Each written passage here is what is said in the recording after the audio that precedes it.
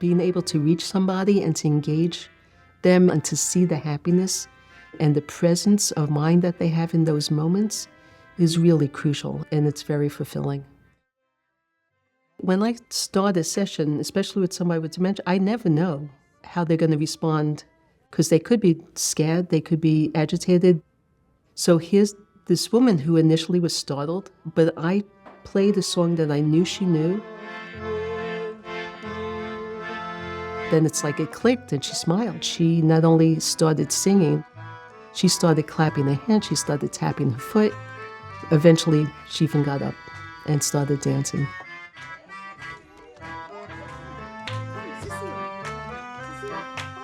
I'm the executive director and the co-founder of the Institute for Music and Neurologic Function, whose mission is to bridge the worlds of neuroscience and clinical music therapy so we could advance the practice.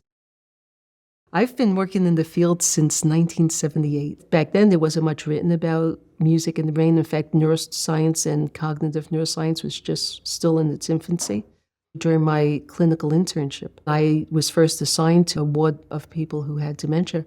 And in fact, I was told by the nurses that these people had no brains left. Like, why bother with the music? They don't know who they are. They don't know where they are. And yet when I played, these people looked up and half of them started singing the words to the song. The nurses were shocked and asked me, what just happened? How is that possible? I was like totally overwhelmed with this experience.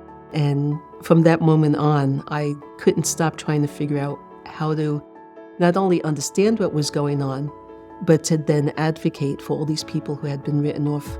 When somebody recalls a piece of music, they're stimulating emotional centers of the brain. They're stimulating associative areas of the brain. They're stimulating vocal areas, word and lyrics.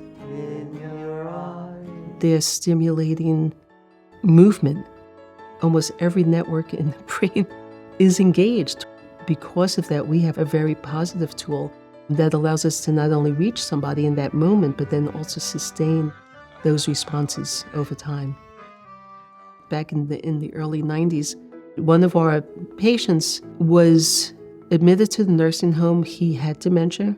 He had severe balance issues and arthritis, so he couldn't walk without assistance. And if I played a swing type of music, not only did he get up, but he danced as long as I kept playing. Over time, the staff started having, playing music so he could walk to his bedroom instead of being helped. Eventually, he went home. A lot of what we do is looking at activating and retrieving what's called procedural memory, so overlearned skills like riding a bike. This is something that's there, but the person themselves doesn't have access to. But if we can stimulate that recall through familiar music, we have a way then of re-engaging those networks, allowing that person to not only remember those moments, but then to recall stronger associations. One of the participants hadn't recognized his wife for some time. After a couple of months, she walks into his room and he goes, "Mary, where the heck have you been? I've been looking for you."